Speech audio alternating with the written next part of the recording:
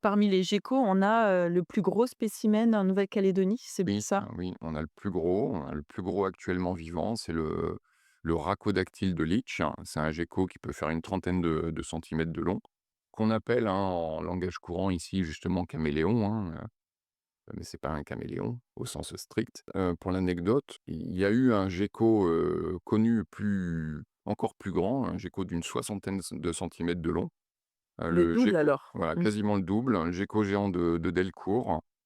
Et c'est un gecko on connaît qu'à travers un spécimen conservé en muséum, qui était le muséum de Marseille. On pensait qu'il était néo-zélandais pour différentes raisons.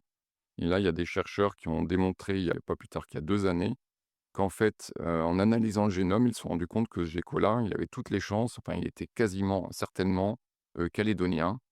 Et donc on pourrait très bien avoir, encore un gecko encore plus grand, qui n'aurait pas été retrouvé, mais le gecko de Delcourt dans les forêts calédoniennes. Donc là, un animal de 60 centimètres de long, ça commence à faire pas mal aussi, ouais. Ah oui, peut-être qu'il y a des personnes qui l'ont non, pas forcément, observé encore, Alors oui. c'est une découverte assez récente, le fait qu'il aurait Mmh. pu être, qu'il était calédonien, et donc il faudrait peut-être faire une enquête de témoignage effectivement, et puis, il faut aller, loin en forêt et passer des nuits à chercher. Les prochaines expéditions. Les prochaines expéditions, oui, c'est sur le feu.